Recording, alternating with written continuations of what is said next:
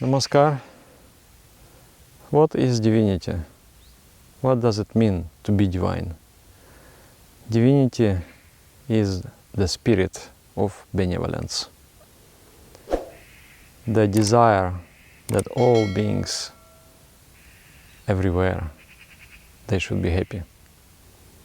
So that feeling, that flow, that bhavana, that mental rhythm is divinity. We are born as human beings, we have body. That body is of the animal world. It's capable of humanity, but if it is not given the proper nurturing and proper education, it will remain an animal. It will not naturally become a human being. And then human culture, human civilization is what really form us and make us into humans. And then in that culture, the subtlemost expression of that culture, the subtle, the jewel within, it's the innermost jewel of the human culture, is the spirit of benevolence. Is the spirit of benevolence. That desire, I want to do something for others. I want to push the human civilization along the evolutionary ladder. I want to liberate humanity from this kind of suffering, of that kind of suffering, of that kind of suffering. So that comes when one realizes within himself the spirit of benevolence. We call such beings as rishis or the sages. There is one practice, it is called Pitri Purushebhyo Namaha, Rishi Divibhyo Namaha, and so on it goes. It is called service to the ancestors. And you say, Pitri Purushebhyo Namaha, I greet, I salute my forefathers. Because of them, I exist now, because they have struggled to survive many generations, amazingly so many generations. They all have succeeded in the struggle for existence. So you are the heir to the successful beings. Otherwise, you wouldn't be here. They have succeeded in the struggle for existence. So therefore, your body is here. Your human structure, your human frame is here. Your genes, your brain is capable of intelligence is here. So you salute Pitri Purushebhyo Namaha, all those my ancestors, all my forefathers, foremothers, I greet, I salute them. And then Rishi Divibhyo Namaha, I salute the divine rishis, the divine sages who have formed human culture. Today, whatever I use was created by the rishis, by the sages. Literature, art, technology, everything of that is expression of the spirit of benevolence. The scientists, the humanists, the literators, they all worked to express that. And that being who has become intertwined, or rather he has become merged with the ideology, the spiritual ideology, he is the divine being. Therefore we call the divine rishis. Their entire purpose of being on this earth has become to be a flame, to be the torchbearer for the human civilization. It has become the expression of the spirit of benevolence. What is that spiritual ideology? The spiritual ideology is Atma Mokshartam Jagat Hitachi. It's not something new, it's very old. It is ascribed to Shiva, the first yogi. Atma Mokshartam Jagat Hitacha means for the liberation of the soul, for the elevation of consciousness. I live for the elevation of consciousness and for the service to the entire universe.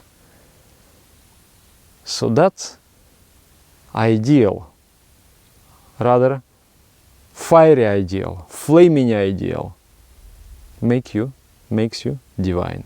The closer you come to that ideology, closer you come to that spirit of benevolence, and then one moment you discover that there is nothing left of you, nothing left of that animal, nothing left of that human, there is only divine. That divine is burning very bright and wants to do something for the sake of the earth. So that is the essence, that is the quintessence of the yoga and meditation. Today, the soul of yoga was taken out of it. We see yoga as asana, or everyone does asanas. No ideology, no philosophy, because it is difficult to understand for people. So therefore, for greater marketing, no need ideology, remove the ideology. In the childhood, there was a bit of scarcity in my childhood. So the candies, it was like really once a year we were getting. And I liked very much the chocolate candies. And my sister once played a very evil joke with me. She made a nice candy just out of the paper. And she asked me, do you want a candy? And I was like, wow, yes, I want so much. And then she gave to me, and I opened, and there was emptiness. It was like, oh, it was so painful. Because already I got this desire, I want. And then I opened, there is only paper. There is only smell of the candy, nothing else. So similarly, you want to do yoga? Yeah, I want to do. And then you open it, and there is only the paper. There is only smell of yoga. There is nothing. There is no inner essence. Therefore, it is a boring thing. Even meditation is so. Meditation is subtler. It goes with the mind.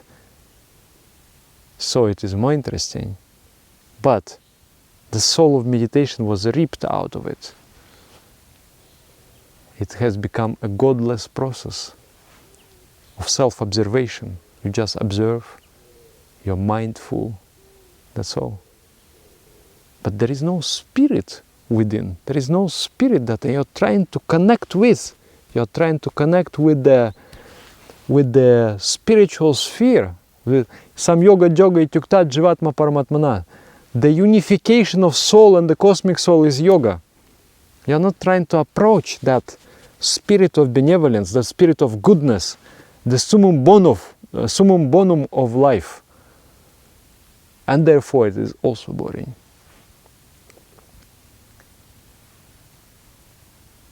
The most attractive, the most beautiful portion of yoga and meditation is the spiritual ideology. But spiritual ideology is demanding.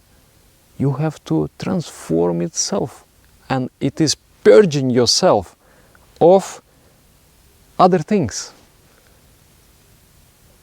You transform yourself into flame, and other things gets you surpass those things, you transcend those things. So that's why people, they're afraid. They're afraid of spiritual practice. Why?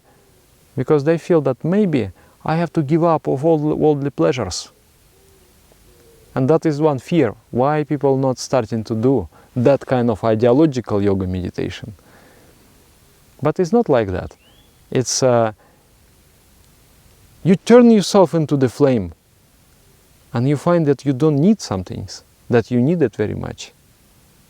Like the person who is a smoker, he might be afraid that, oh, if I go without cigarettes for, if I don't make a good stock of cigarettes, maybe we are going to hike in the mountains, and then I will feel very bad for 2 weeks without cigarettes. But the person who doesn't have that kind of addiction, he doesn't think like that.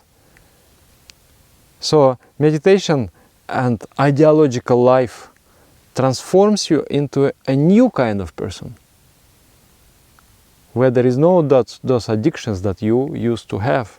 So there is no suffering also. So, but people have the apprehensions. They would like to get something, but they are afraid to give themselves to that spirit of the supreme benevolence. But that is the most sweetest thing. So just I want to communicate this idea that the essence of yoga is nothing to do with asana, nothing to do with meditation. Essence of yoga is ideology, spiritual ideology, which is Atma Mokshartam Jagat Hitaya Cha, liberation of the soul and service to the universe. And from that ideology springs the welfare of the human race. That ideology makes us divine. This is my point. And then second point, that the greatest thing in this life is to have such ideology, is to accept it wholeheartedly. The world does not allow us to experience those kind of sublime emotions, the inspiration in the pure form, because our thoughts are preoccupied with something very, very primitive, bound to it. You're trying to fly, there is a very small wings like this, you are and there are very big roots holding you, the attachments. And that's why we are not experiencing the flight. That is the essence of human life. That is the peak of the human existence. All those ancestors, they lived, they struggled, and they produced you, and you are capable of flight, but you are not going to fly because you are afraid to let go of the earth and let your wings feel the wind, and you're afraid of that. And being an ecological person is to have the wings, is to grow the wings, is to live for the good of all and for your own realization. You live, you elevate your mind, you elevate your consciousness, and things that you couldn't understand, you couldn't see, you could see only this much. But as you elevate your consciousness, you start to see the connection. You start to see that how things are interdependent. You see the ideal of equilibrium and equipoise, that everything is in equilibrium, all things are.